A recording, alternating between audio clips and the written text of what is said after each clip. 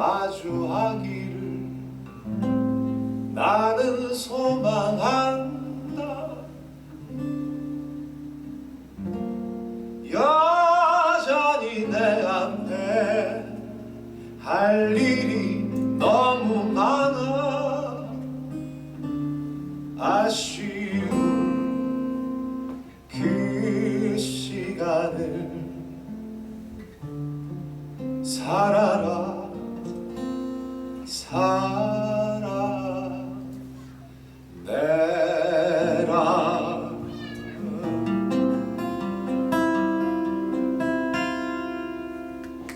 그 선한 힘에 고요히 감싸여 그 놀라운 평화를 누리며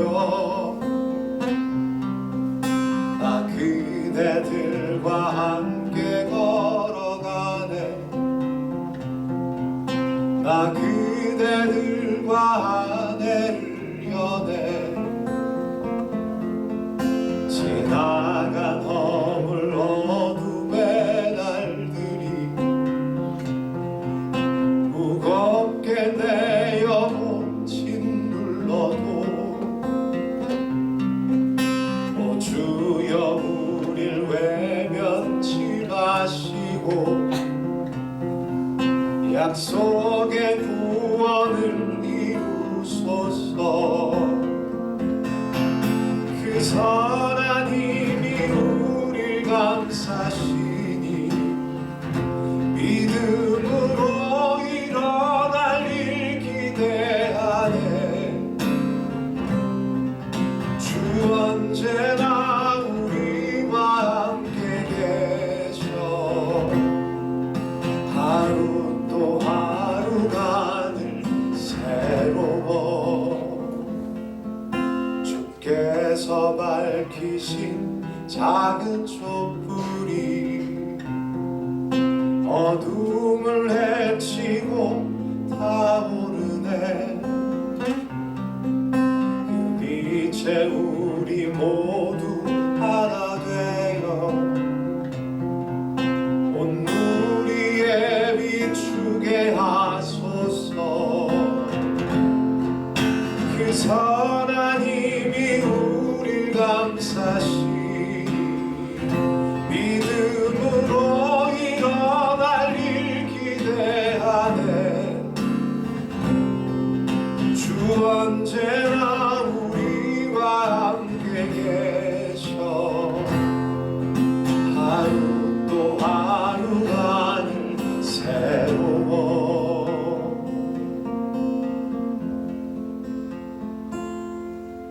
이 고요함이 깊이 번져갈 때 저 가슴 벅찬 노래 들리네. 다시 하나가 되게 이끄소서. 당신의 빛이 빛나는 이 밤 그 선한 힘이 우릴 감싸시니 믿음으로 일어날 일 기대하네. 주 언제나 우리와 함께 계셔. 하루 또 하루가 늘 새로워.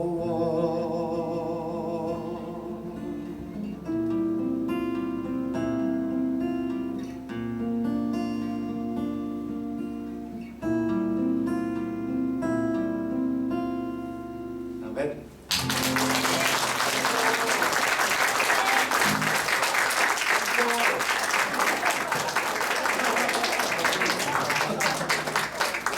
감사합니다. 예, 우리 세종시에 사시는데 우리 사모님도 같이 오셨어요.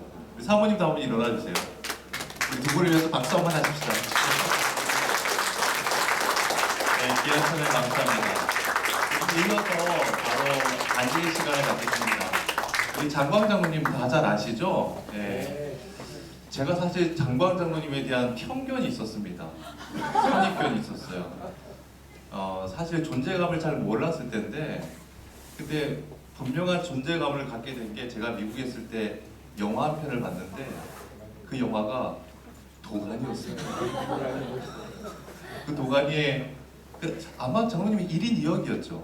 예. 그 무시무시한 교장 선생님 그리고 행정실장인가요? 제가 그때 연기를 워낙 잘하셔서 그렇겠지만 그 악한 연기가 얼마나 저에게 비수가 됐는지 네. 그래서 이 간증 집회를 위해서 계속 전화를 하면서도 좀 계속 편견이 가스르지 않더라고요. 근데 오늘 장로님을 뵙고 나서 그 모든 편견이 눈 녹듯이 사라졌습니다. 얼마나 자상하시고 또 귀한 분이신지, 또 이렇게 사모님도 전성에 우리 권사님과 같이 오신 그 모습이 더 아름다웠습니다. 우리 장로님 나오세요. 네, 우리 박수로 맞이하겠습니다. 너무 좋으신 분이더라고요. 네.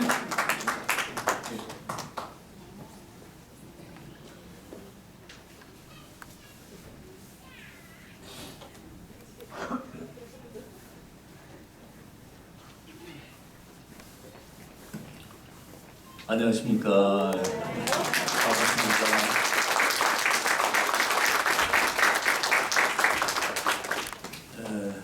새 강릉교회 이렇게 찬양의 밤에 또 간증의 밤에 저를 초대해 주셔서 너무나 감사드립니다.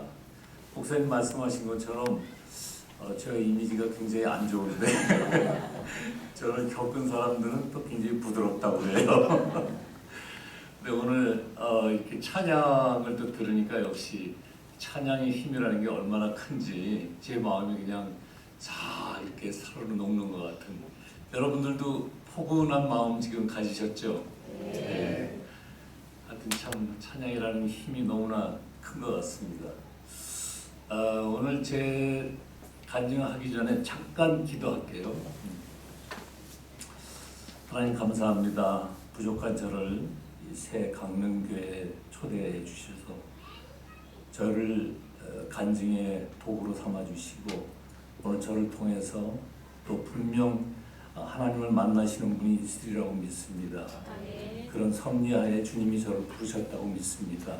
아버지 하나님, 저는 죽여주시고 하나님의 영광만 드러날 수 있도록 도와주옵소서. 예수님의 이름으로 기도합니다. 간증하기 전에 제가 왜 여기까지 와서 간증을 하게 됐는가에 대한 말씀을 먼저 드리고 싶은데요. 제가 2011년 아까 목사님 말씀하신 그 영화가 2011년에 하게 됐는데, 개봉을 하게 됐는데, 그때 이제 영화가 발표되고 그 영화가 이제 이슈가 되면서 제가 그 온누리 교회를 다니는데 거기에 CGN TV라는 위성 그 TV가 있습니다. 거기에서 이제 그 간증 프로를 잠깐 했는데 어느 수원에 있는 어느 전도사님인지 부목사님인지 전화가 와서 저보고, 모르는 전화인데 받아보니까 거기더라고요. 수원이더라고요. 그래서 웬일이시냐 그랬더니 그 프로그램을 봐서 저에게 간증을 좀 요청한다고.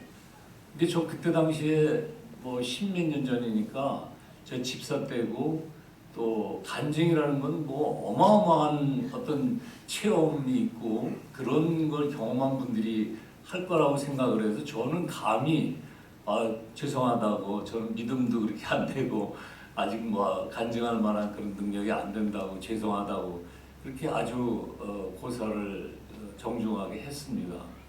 그러고 나서 한 2, 3일 지난 뒤에 제 개인적인 어떤 기도로 인해서 그때 굉장히 어려운 그 경제적인 어려움이 있었어 가지고 그런 기도를 이제 제 개인 기도를 하는데 정말 하나님의 음성을 처음 들어봤습니다. 그 어마어마하게 큰 소리로 저에게 내가 너를, 내 이름을 알리기 위해서 너를 지금 세웠는데 왜 네가 네 맘대로 안 한다고 하느냐, 간증을 안 한다고 하느냐. 그 말씀이 정말 그 창세기에 나오는 그 출애굽기에 나오는 그 모세의 그 엄청난 그 소리, 하나님께서 그 말씀을 하나님의 음성으로 들려주실 때 그 백성들이 무서워서 부들부들 떨었다는 그 목소리고, 저는 그때 그 목소리를 전 들었습니다. 그래서 순간 그때 굉장히 어려울 때이기 때문에 한순간에 하나님께서 너 그래? 그리고 아니야 그렇다고 이렇게 하면 또 그 어려운 생활로 순간 들어간다는 생각이 들어서 그냥 하나님 그냥 엎드리면서 하나님 잘못했습니다. 간증하라고 하시면 어디든 가겠습니다. 그래서 제가 처음 갔던 데가 포항이었습니다. 그 극동방송에 그때 PD로 계시던 분이 포항 지사장으로 가면서 저를 그곳에서 또 간증자로 세워주시는 바람에 그때 제가 처음으로 그 간 곳이 포항에 간증하러 갔었습니다. 그리고 오늘 또 이렇게 강릉까지 오게 됐네요. 여러분 하여튼 반갑습니다. 그리고 제가 이제 바닥까지 내려갔던 저에게 정말 기적을 보여주신 그 하나님, 지금 제가 이 앞에 서 있는 것도 정말 주님의 은혜일 수밖에 없습니다. 이젠 제가 주님의 증인이 되어서 나와 함께 하신 하나님을 여러분께 같이 나누고자 합니다. 저는 8남매 막내로 태어났습니다. 그래서 3남 5녀, 그러니까 누나가 5이었습니다. 제가 제일 막내였고요. 그래서 굉장히 누나들의 사랑을 듬뿍 받으면서 자랐습니다. 제가 교회를 다니기 시작한 거는 뭐 어렸을 때 뭐 크리스마스 때 뭐 선물 준다고 이렇게 가보기는 했지만 제가 제대하고 나서 그때 22살, 25살쯤 됐겠네요. 22살에 입대했으니까. 그때 당시에 이제 제대하고 어머니가 그 교회를 조금 이렇게 언덕 있는 교회를 다니셨는데 어머니 협심증이 계셨어요. 그래서 어머니가 어느 날 저 이제 제대하고 얼마 안 됐으니까 이제 그때 한참 술 먹을 때죠. 그래가지고 술이 취해서 있는데 어머니가 주일날 아침에 내가 교회 올라가는데 너무 숨이 차니까 협심증이 계셔서 나 좀 부축해주지 않을래? 그러는데 그 말씀을 듣고 거절을 할 수가 없더라고요. 그래서 알겠다고 그러고 술이 들깬 상태로 이제 어머님 모시고 올라가고 교회에 모셔다 드리고서 내려오려고 하니까 여기까지 왔는데 잠깐 들어왔다 가라. 근데 또 그것도 거절할 수가 없더라고요. 그래서 뭐 술 냄새가 나는지 어떤지도 모르고 저는 이제 들어가서 맨 앞에 어머니가 앉으시길래 저도 거기 앉아서 그렇게 해서 이제 왔다 갔다 하면서 몇 번 교회를 다니는데 어느 날 목사님 말씀하실 때는 항상 제가 졸았는데 어느 날 이렇게 귀가 번쩍 열리더라고요. 보니까 그 교회 성가대가 이제 찬양을 하는데 보통 성가대가 4부로 하잖아요. 엘토, 테너, 베이스, 또 뭡니까? 소프라노 이렇게 4부를 하는데 그런 그 라이브로 그 4부 찬양을 하는 소리는 전 처음 들어본 거죠. 근데 저도 음악을 좋아했지만 그걸 들으면서 정말 멋있다. 교회 음악이 이런 거구나 하는 그런 생각을 들면서 굉장히 아까 그 나무엔 찬양하는데도 제가 굉장히 감명 있게 들었는데 그 4부를 들으면서 정말 제 마음이 녹아지기 시작했어요. 그러던 어느 날 저는 오랜 성가대를 하고 그때 당시에 그래서 저도 그 성가대를 하고 싶다는 생각이 들어가지고 이제 그 성가대에 올라가게 됐죠. 그래서 그렇게 저 오랜 시간 성가대를 하면서 교회를 다녔는데 하지만 하나님을 깊이 만나지 못했고 언제나 반은 교회 또 반은 세상 속에 발을 걸친 채 살아갔습니다. 사실 제가 그렇게 된 데는 제 전공의 영향도 큽니다. 저는 연극영화과를 나왔습니다. 다 그런 건 아니지만 연극을 하는 사람들은 특별히 술을 많이 좋아합니다. 연습이 끝나면 함께 회포를 풀고 인생 얘기를 하면서 마치 그게 예술인들이 하는 모습인 것처럼 그렇게 사는 경우가 굉장히 많습니다. 저도 항상 술과 친구들을 가까이 하면서 대학 시절을 보냈습니다. 하지만 마음속 깊은 곳에는 배우를 향한 뜨거운 열정이 있었고, 그리고 친한 친구였던 배우 이덕화 씨가 먼저 배우의 길을 걷는 것을 보고 정말 부러웠던 기억이 있습니다. 저하고 동대학교 연극영화과 동기동창입니다. 이덕화 씨가.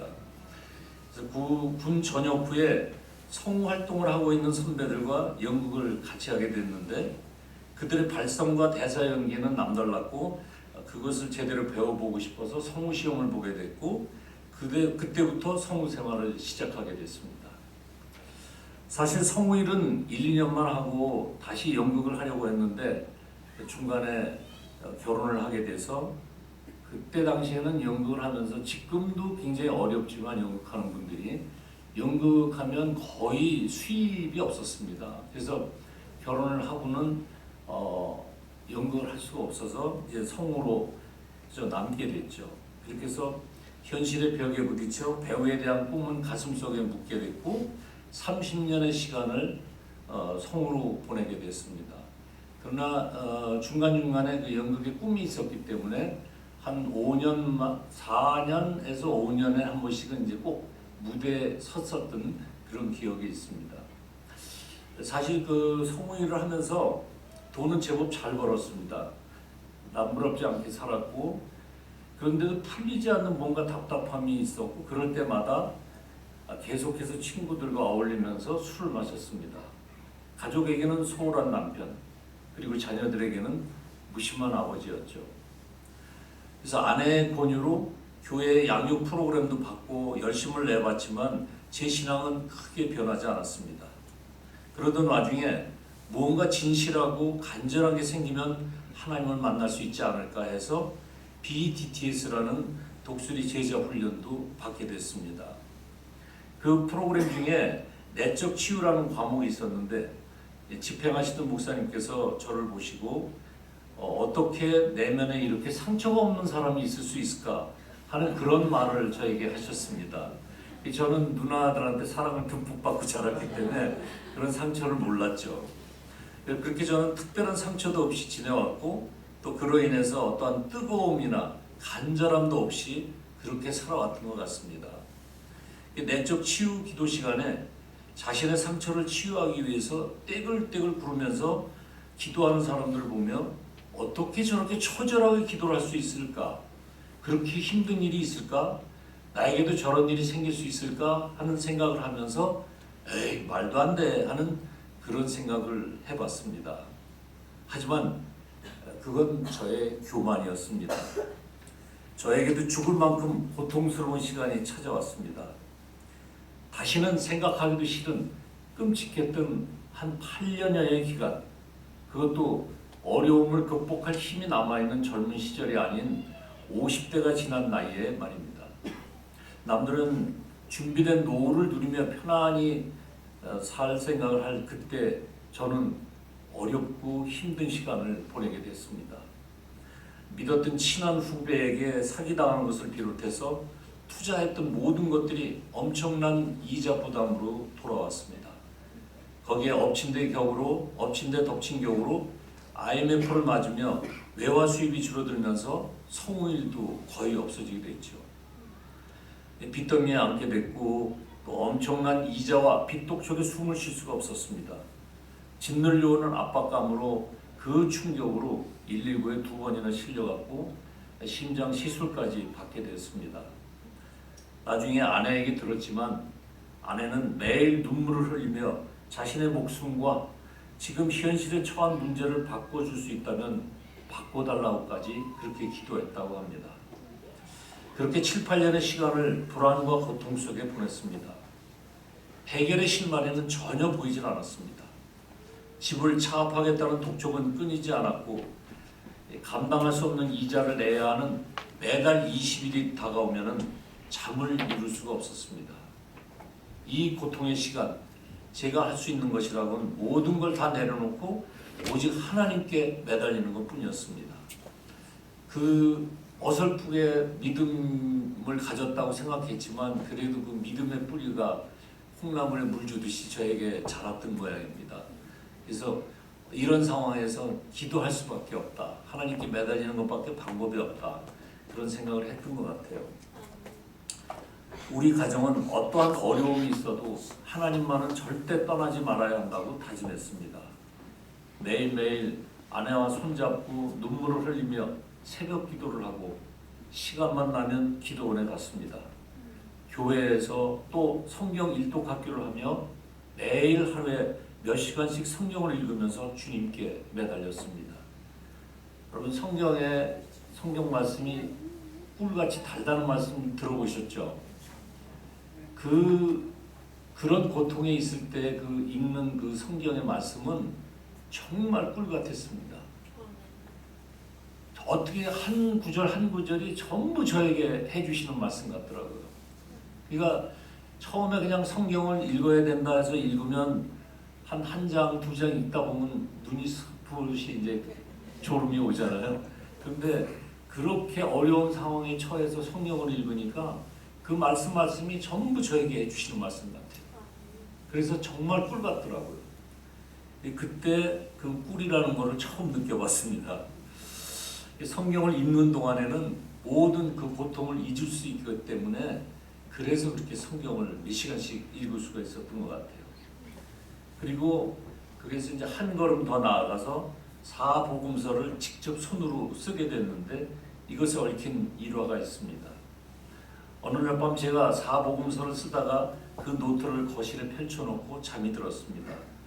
그런데 밖에 나갔다 온 제 아내가 제가 얼마나 많이 썼나 보려고 노트 쪽으로 다가가는데 그 노트 위에 제가 쓴 글씨로 하나님은 사랑이시다 라는 글자가 반짝하며 떠올랐다고 합니다.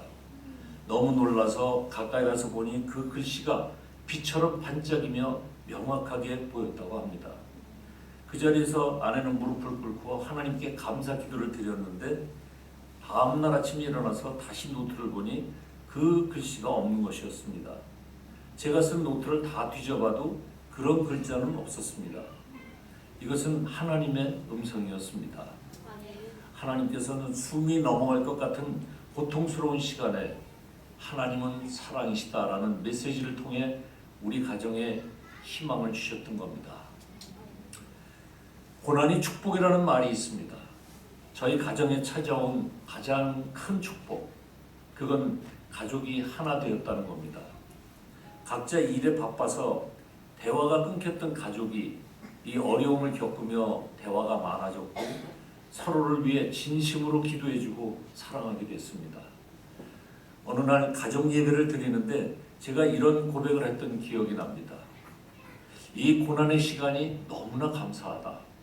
이 시간이 없었더라면 우리가 이렇게까지 허심탄회하게 얘기를 나누고 서로를 사랑할 수 있었을까? 시간을 되돌릴 수 있다고 해도 나는 다시 이 시간을 겪고 싶다. 저의 진심 어린 고백에 가족들은 서로의 손을 꼭 잡으며 말없이 눈물만 흘렸던 기억이 납니다.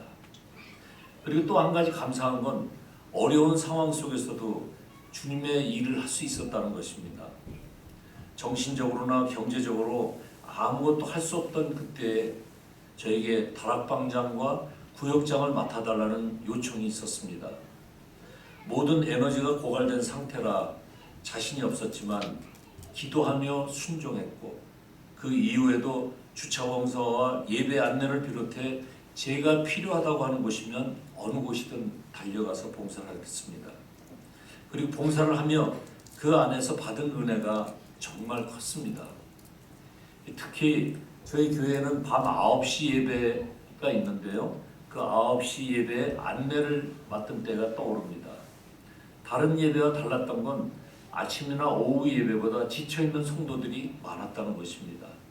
낮 예배에서는 성도님들께서 인사를 하며 밝게 받아주시는데 9시 예배에 참석하는 성도님들은 차가운 모습이 많았습니다.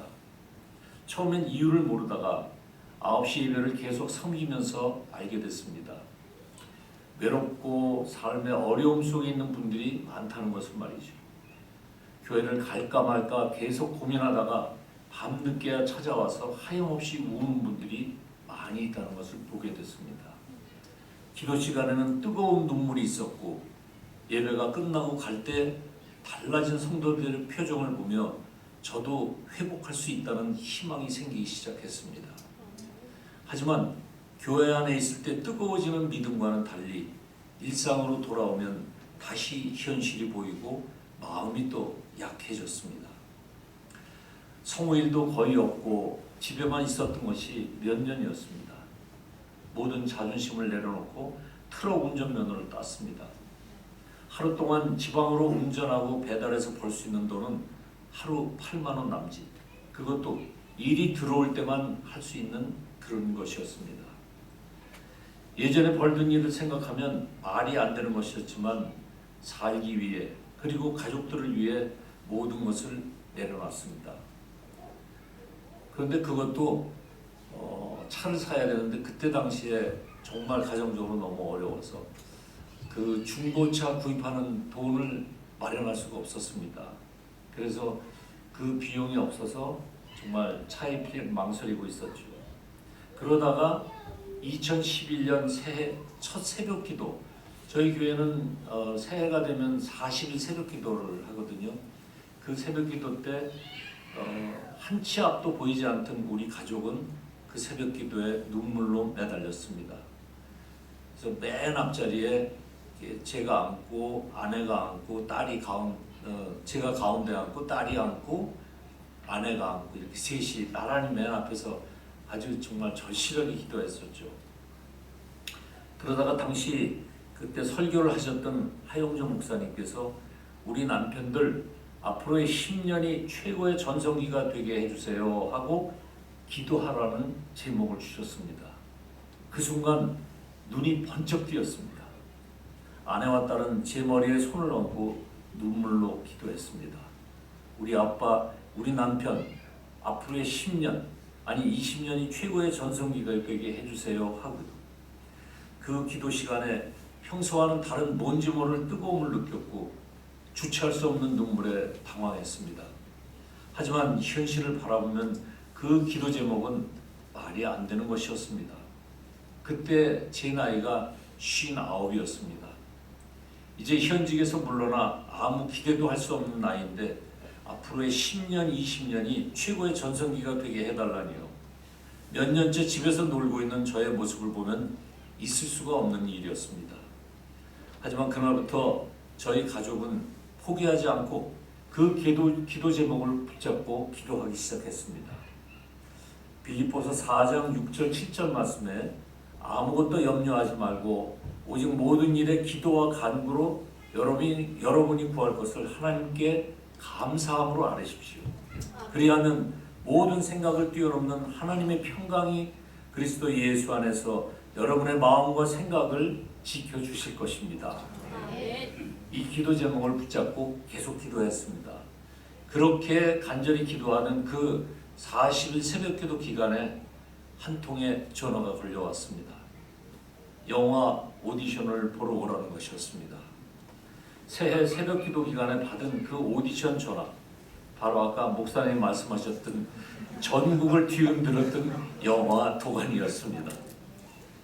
오디션 전화를 받고 대본을 보는 순간 이건 하나님의 응답이다 라는 생각이 들었습니다. 그리고 그 얘기를 가족들에게 했는데 가족들도 듣자마자 이건 하나님께서 주신 선물이다라고 확신했습니다. 앞으로의 10년이 최고의 전성기가 되게 해달라고 기도한 그 새벽 기도 기간, 하나님의 기도 응답이라고 확신했습니다. 그 배역에는 4가지 조건이 있었습니다. 첫 번째, 50대 후반이어야 한다는 것이었습니다. 그 도가니라는 영화에 그 소설책이 먼저 나왔죠. 공지영 씨가 썼던 그 소설에 보면 그게 실화입니다. 근데 그 아까 목사님 말씀하셨던 그 목사와 그 행정실장, 교장과 행정실장 그 두 사람이 쌍둥이 형제였는데 그 교장이 50대 후반이었답니다. 그때 당시. 근데 첫째 50대 후반이어야 한다는 것. 그때 제 나이가 59세였습니다. 그 두 번째로는 선과 악의 이미지를 동시에 가진 사람이어야 한다는 것. 제가 좀 이렇게 그냥 보면 선해 보이지 않습니까? 그리고 세 번째는 관객들이 진짜 쌍둥이로 착각해야 하기 때문에 얼굴이 알려지지 않았지만 연기를 잘하는 배우여야 한다는 것. 그리고 마지막으로 제일 중요한 건 대머리여야 한다는 것이었습니다. 이 네 가지가 정말 탁 들어맞았죠. 이 가족들은 그 얘기를 듣자마자 이건 확실히 아빠다 하고 확신했습니다. 보시다시피 누가 봐도 대머리고 나이대도 딱 들어맞았습니다. 그리고 오랜 성우 생활로 얼굴이 알려지진 않았지만 쌍둥이 배역을 맡아도 사람들이 진짜 쌍둥이로 착각할 수 있을 것 같았습니다. 거기에 30년 성우 생활을 하며 선과 악의 다양한 역할을 해왔기 때문에 선악의 이미지 표현도 자신이 있었죠. 가족들이 기도하며 같이 오디션을 보았습니다. 성우 일을 하며 목소리 연기만 주로 했기 때문에 카메라가 자연스럽진 않았습니다. 그래서 집에 있는 캠코더로 한 장면 한 장면 촬영을 하며 오디션을 준비했습니다. 저 말고도 오디션을 보러 온 사람들이 많았고 몇 차례에 걸쳐 드디어 최종 합격을 했습니다. 저는 궁금했습니다. 제가 영화를 해왔던 사람도 아니고 성우로만 활동하다가 지금은 집에서 놀면서 다 잊혀진 사람인데 저에 대해서 어떻게 알고 갑자기 오디션을 보러 오라고 했는지 말입니다. 감독님께서 그 비하인드 스토리를 듣고 정말 놀랐습니다. 주인공이었던 공유와 정유미 외에 다른 모든 배역이 캐스팅은 끝났지만 제가 맡은 쌍둥이 역할을 찾지 못해서 6개월이 넘는 기간 동안 캐스팅을 못하고 계속 오디션을 보고 있었다고 합니다. 나중에 제작자에게 들었는데 이 오디션을 보러 온 사람이 800명이 넘었다고 합니다.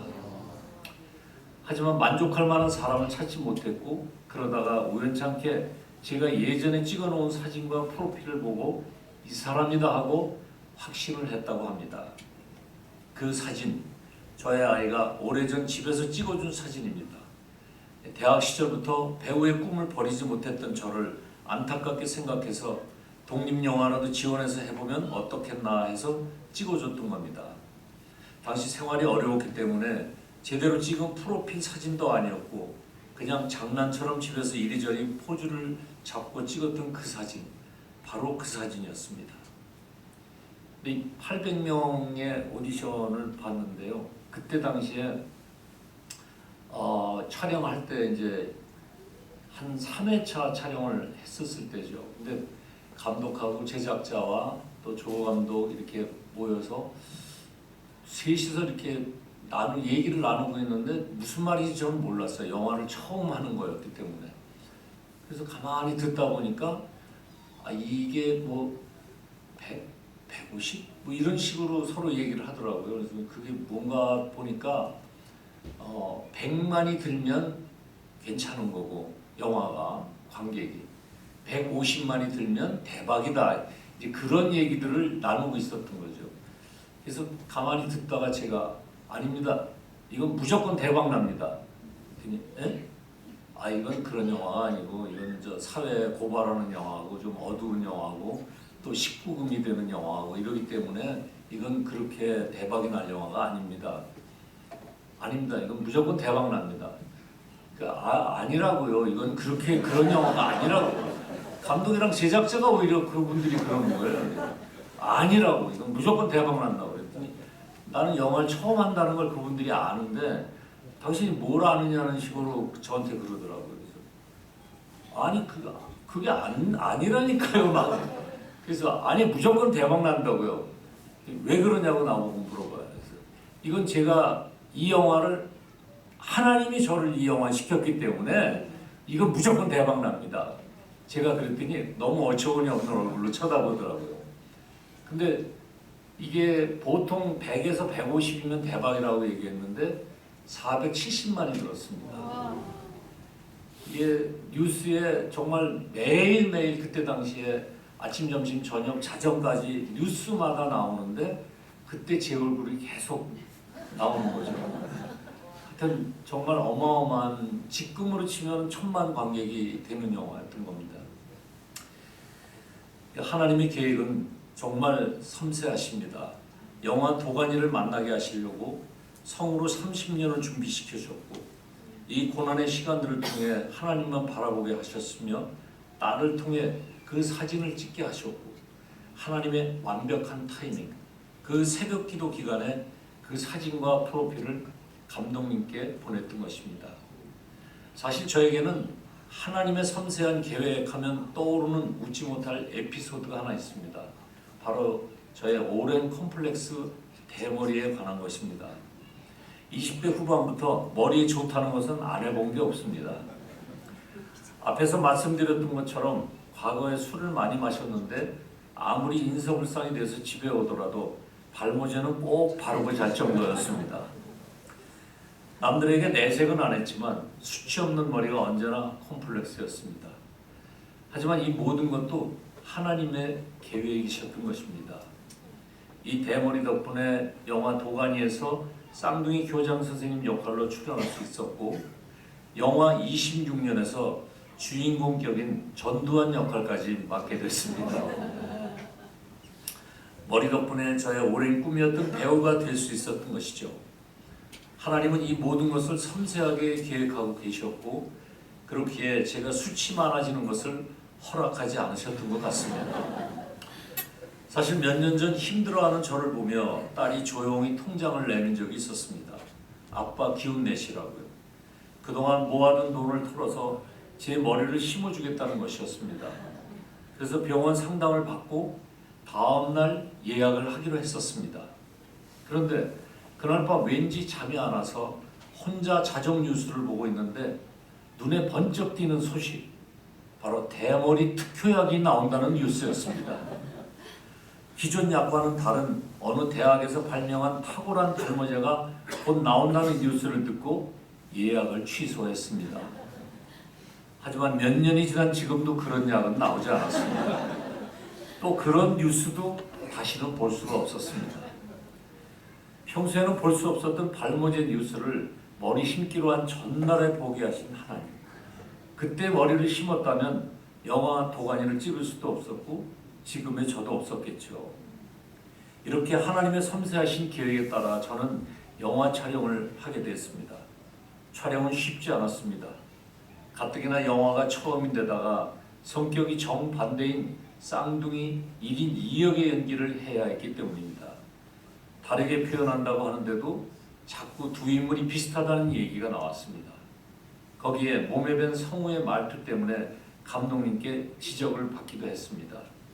보통 쌍둥이 하면 한 사람은 뭐 안경을 낀다든지 뭐 이런 그 옷을 좀 다르게 입는다든지 해야 되는데 똑같이 해야 된다고 그러더라고요. 그래서 나중에 왜 그런가 해서 봤더니 그 영화 본 분들은 아시겠지만 그 어린아이가 이제 고발하고 그런 죄악이 밝혀지면서 죄수복을 둘이 똑같이 입고 앉아 있는데 그 어린아이가 그 두 사람 쌍둥이 중에서 이제 골라내는 그런 일이 있어서 어떤 특징을 서로 다르게 하면 안 된다고, 그래서 둘이 똑같이 죄수복을 입고 나오는 그런 씬이 있기 때문에 해야 된다고 하더라고요. 저는 계속 기도를 했고 집에서 한 장면을 10번도 넘게 캠코더로 찍어보며 촬영을 준비했습니다. 아시는 분은 아시겠지만 제가 맡은 역할, 전국을 뒤흔들었을 만큼 추악하고 잔인한 역할이었습니다. 한 청각장애인 학교에서 장애 아동들을 성폭행한 잔인한 교장 선생님과 그 쌍둥이 동생 행정실장이었죠. 처음 배역에 대한 설명을 듣고 가족들에게 고민이 된다는 얘기를 했을 때 가족들은 저를 격려했습니다. 아빠 나이에 연기자로 주목받으려면 이렇게 임팩트 있는 역할을 해야 한다. 그리고 새벽기도 기간에 받은 하나님의 선물이니까 하나님이 여시는 길에 순종하고 가자고 말입니다. 저는 가족들의 응원에 힘을 얻었습니다. 그래, 이왕 하는 거 제대로 연기해서 이렇게 나쁜 사람의 죄를 만천하에 드러내고 다시는 이런 일이 없게끔 하자 하고 말입니다. 우여곡절 끝에 5개월간의 영화 촬영이 끝나고 드디어 기다리던 시사회 날, 저희 가족은 기대에 부풀어 함께 영화를 보러 갔습니다. 하지만 막상 완성된 영화를 보니 끔찍했습니다. 제가 촬영했지만 눈 뜨고 볼 수가 없었습니다. 촬영할 때의 느낌과 완성된 영화를 보는 느낌은 정말 달랐습니다. 아내는 영화를 보고 나서 3일간 저에게 말도 걸지 않았습니다. 영화 속의 모습이 진짜 저의 모습인 것 같아 끔찍한 마음에 제 옆에 올 수가 없었다고 합니다. 이미 내용을 알고 있는 가족들도 이 정도인데 이 반응을 보이는데 정말 걱정이 많았습니다. 이 시사회 날 영화 보면서 막 뛰쳐나가는 사람들도 있더라고요. 그래서 진짜 화장실에 가서 오바이트 하는 사람들도 있고 그럴 정도로 제가 볼 때는 제가 촬영할 때 그 찍었던 더 진한 장면들이 있었는데 그들이 다 커트했는데도 불구하고 그 정도의 영화가 나왔던 겁니다. 정말 걱정이 많았죠. 교회에서 쫓겨나지는 않을까? 성가대에서 계속 찬양을 할 수 있을까? 길을 가다가 누구에게 돌로 맞지는 않을까? 드디어 영화가 개봉됐습니다. 영화는 개봉 이후 도가니 신드롬이라고 불릴 정도로 뉴스와 각종 매체에 매일 등장했습니다. TV를 켜면 하루에도 수십 번씩 등장하는 제 얼굴. 정말이지 상상할 수도 없는 일이었습니다. 평범하게 살아온 60세 제 삶에 이런 기적이 있다니요. 집에서 몇 년간 거의 놀고 있던 제 인생은 영화 개봉 후 하루아침에 180도 바뀌었습니다. 저에 대한 관심이 뜨거웠습니다. 저 사람 진짜 쌍둥이냐? 저 사람은 과연 누구냐? 이 부산 영화제에 가서 있었는데 거기에 어떤 분도 진짜 쌍둥이냐고 물어보는 사람들이 꽤 많더라고요. 근데 5년이 지난 뒤에도 쌍둥이냐고 물어보는 사람이 또 있더라고요. 이건 정말 하나님께서 하셨다고 밖에는 말할 수가 없습니다. 쏟아지는 인터뷰를 비롯해서 신문과 잡지, 뉴스, 생방송까지 초대되며 정말 바쁜 시간을 보냈습니다. 실감이 안 났습니다. 하지만 대중들의 반응은 별로 좋지 않았습니다. 그도 그럴 것이 영화 속의 제 모습은 말로 표현이 안 될 만큼 나쁜 놈이었기 때문이죠. 연일 쏟아지는 저의 기사에 악플이 정말 많았습니다. 저 사람 실제 모습인 것 같다. 다시는 TV에서 저 얼굴 보고 싶지 않다. 보기만 해도 기분 나쁘다. 심지어는 더럽게 생겼다는 말까지 그렇게 악플이 달렸습니다. 가족들은 아빠의 연기가 그만큼 리얼했다는 뜻이라고 위로했지만 처음 받아보는 악플에 상처를 많이 받았습니다. 하지만 하나님께서는 저를 그냥 두지 않으셨습니다. 한 예능 프로그램에서 섭외 전화가 왔습니다. 담당 PD는 선생님께서 너무나 끔찍한 역할을 해서 섭외하는데 방송국 내부에서도 상당한 반대가 있었다면서 모험이지만 욕먹더라도 한번 초대해보고 싶었다고 그렇게 말하더라고요. 그런데 방송에 나가고 일명 대박이 났습니다. 제가 성우일을 하면서 미키마우스나 슈렉 또 티몬과 같이 귀여운 캐릭터를 많이 녹음을 했는데 그 목소리를 보여줬던 게 반응이 좋았던 것 같습니다. 다음날 영화 속 캐릭터와는 180도 다르다는 기사가 넘쳐났고 TV를 시청한 사람들이 좋은 글을 올리기 시작했습니다. 제 입으로 말하기는 좀 쑥스럽지만 귀엽다는 댓글도 있더라고요. 그 후 TV로만 보던 각종 예능 프로그램들의 섭외가 쏟아졌고 그런 예능 프로그램에 출연하며 영화 속 이미지를 벗어나는데 많은 도움을 받았던 것 같습니다. 이 모든 것은 정말 하나님이 하셨다고밖에 고백할 수가 없습니다. 그리고 그해 연말 저에게 한 통의 전화가 걸려왔습니다. 그 전화를 받고 손이 너무나도 떨렸던 기억이 납니다. 있을 수 없는 일, 꿈에서도 생각해보지 못한 일, 바로 청룡영화제 나무조연상 후보에 올랐다는 것이었습니다. 영화를 찍게 된 것도 기적인데 첫 영화에, 그것도 내 나이 60에 이게 말이나 되는 이야기인가. 최고의 연기파 배우들 가운데 나이 많은 이 신인 연기자가 후보에 오르다니요.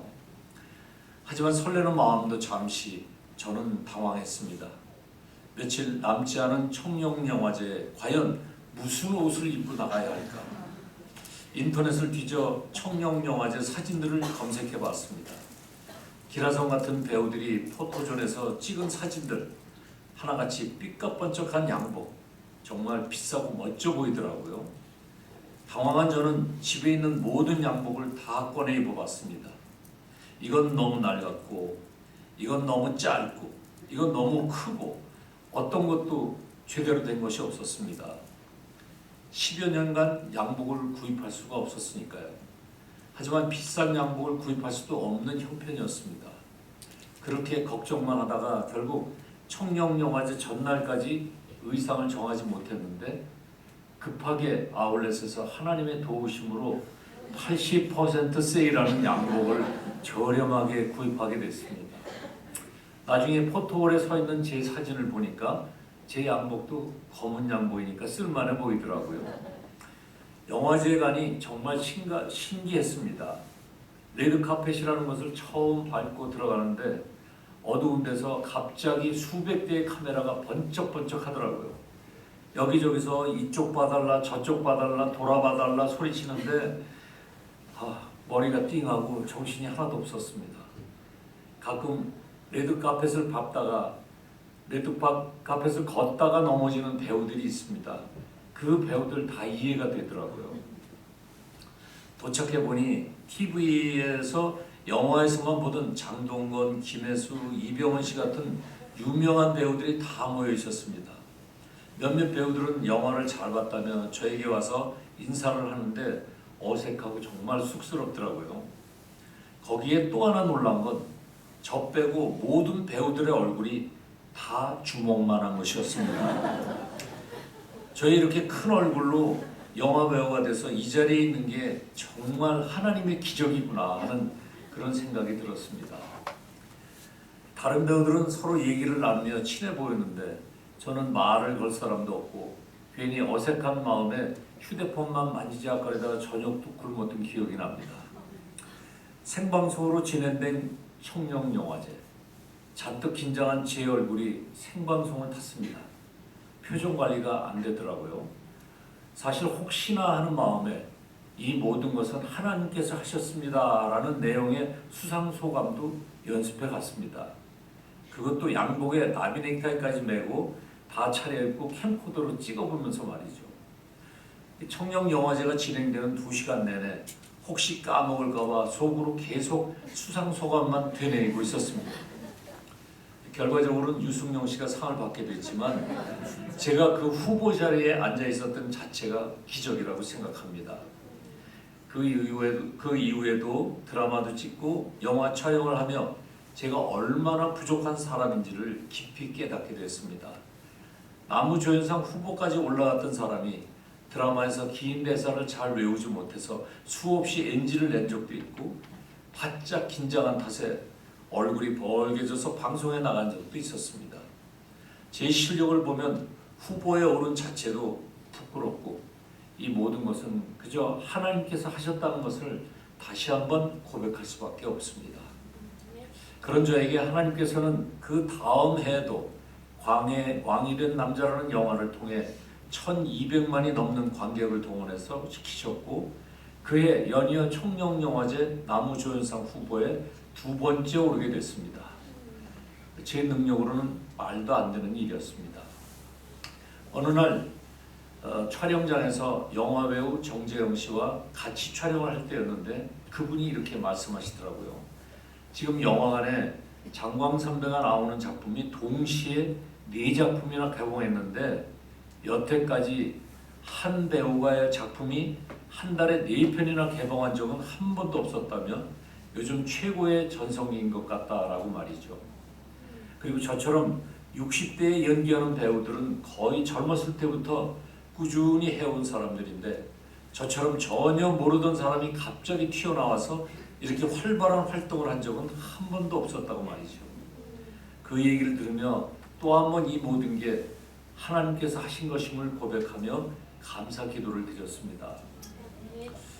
이제 제 나이가 70이 넘었고 주변에 가까운 사람들이 하나둘씩 떠나고 있습니다. 인생을 살면서 중요하다고 생각했던 명예, 돈, 자식의 성공 같은 게 얼마나 부질없던 생각이었나 그런 생각이 듭니다. 정말 하나님은 살아계십니다. 그 당시에는 이해할 수 없는 일들을 시간이 지나면 깨닫게 됩니다. 그 모든 게 하나님의 계획이라는 것을 말이죠. 그리고 그 모든 일들이 하나님이 우리를 사랑하시는 것 때문이라는 것을 말입니다. 제가 할 수 있는 것은 아무것도 없습니다. 모든 것은 하나님께서 이루어 가십니다. 10년간의 전성기를 놓고 기도했지만 제 아내의 기도는 달랐습니다. 지금 빚더미에 있는데 10년 후는 안 됩니다. 우리 집은 하나님 20년이요. 이렇게 기도했다고 합니다. 그 얘기를 듣고 웃으며 같이 기도했는데 하나님은 정말 그 기도까지 들어주시는 것 같습니다. 벌써 10년이 훌쩍 지나 지금 13년이 지나고 있습니다. 저는 지금도 현역에서 열심히 뛰고 있고 저희 딸도 유튜버로서 활동하고 있고 또 방송하는 좋은 신랑을 만나게 해주시고 아들도 방송에 나오기 시작하고 또 제 아내도 방송을 열심히 하고 있으니 하나님께서 온 가족을 방송인으로 만들어 주셨습니다. 아내의 20년 소망의 기도가 계속해서 이어지고 있다고 믿고 감사하며 다시 한번 하나님께 영광을 올려드립니다. 얼마 전 저와 친했던 친구가 세상을 떠났는데 그 의연한 모습에 많은 생각을 하게 됐습니다. 그 친구가 난 죽음에 대해 두려움이 없다. 난 이제 하나님 품으로 간다. 라며 장기 기증까지 하고 세상에 아무것도 남기지 않고 떠난 그 친구를 보면서 다시 한번 하나님 품 안에 있다는 것이 얼마나 큰 축복이고 삶과 죽음에 대해 자유로움을 주는가, 그 위대함에 대해 하나님께 영광을 올려드렸습니다. 또 병으로 이제 생명이 얼마 남지 않았다는 또 다른 친구에게도 목사님을 모시고 가서 예수님 영접하는 기도를 드렸습니다. 누구든지 병들어 누워있을 때가 심령이 가장 약할 때인 것 같습니다. 이럴 때 몇 번 찾아가서 주님을 전하면 영혼 구원이 잘 이루어질 수 있다고 믿습니다. 지금까지 제 인생을 통해 하나님의 살아계심을 보여주신 주님 사랑합니다. 그리고 기대합니다. 인생을 정리할 나이가 된 지금 이제는 저를 위한 삶이 아닌 하나님의 눈으로 세상을 바라보며 하나님께 쓰임받는 삶을 살기를 원합니다. 저의 인생의 기적을 보이신 하나님, 모든 게 다 끝났다고 생각하던 그 순간에도 저를 포기하지 않으시고 주님께 돌아오길 기다리시는 하나님, 남은 인생도 주님과 함께하며 내 인생을 변화시킨 하나님을 주변 사람들에게 전하며 살아가려고 합니다. 아무것도 염려하지 말고 모든 일에 기도와 간구로 여러분이 구할 것을 하나님께 감사함으로 아뢰십시오. 그리하면 모든 생각을 뛰어넘는 하나님의 평강이 그리스도 예수 안에서 여러분의 마음과 생각을 지켜주실 것입니다. 빌립보서 4장 6절 7절 말씀입니다. 제 삶을 통해 살아계신 하나님의 기적을 보여주신 것처럼 여러분의 삶에도 동일한 기적을 보여주실 하나님을 찬양합니다. 감사합니다.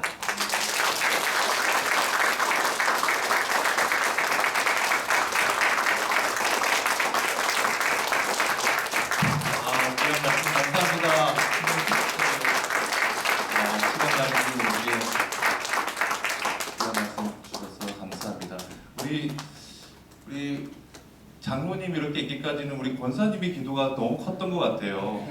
우리 정 권사님 한번 일어나 주세요. 박수 한번 하십시다. 장로님 위해서도 박수 한번 하시고 앞으로도 더 안성한 말씀 오늘 주신 그 찬양 말씀 우리 마음에 간직하고 우리 연말 잘 보내시고 새해도 축복된 새해가 되시길 축원해 드립니다. 우리 원로 목사님 나오셔서 우리 축복 기도해 주시고 모든 주설을 마치겠습니다.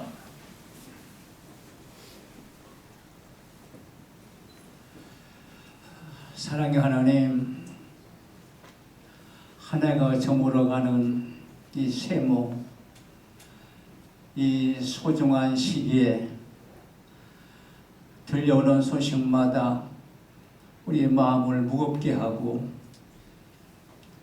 끔찍하게 하고 안타깝게 하는 일들이 너무나 많은데 오늘 이 시간 주님께서 귀한 선물의 시간을 주셔서 감사합니다. 우리 남해인의 아름다운 찬양, 그 찬양을 통해서 우리의 마음을 천국으로 이끌어 주시고 또 우리 장로님을 통해서 믿음을 알게 하시고 믿음의 진가를 보여주시오니 감사합니다. 오늘의 찬양과 오늘의 간증의 말씀을 통해서 우리들의 믿음이 한층 더 상승할 수 있게 하시고 이제 새해에는 더 큰 소망을 가지고 주님 나라 확장을 위해서 살아가는 하나님의 놀라운 기적을 쌓아가는 해로 만들어 주시옵소서.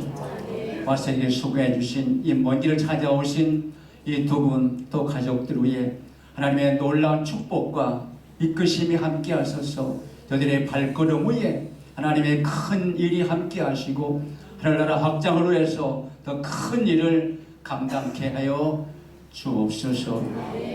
이제는 우리 주 예수 그리스도의 은혜와 하나님의 사랑과 성령의 크신 능력이 여기 모여있는 모든 분들에게 함께 하셔서 금년을 잘 마무리하고 새해를 맞이해서 나아갈 때 하나님의 기적적인 삶으로 이끌어 주시옵기를 간절히 축원하옵나이다.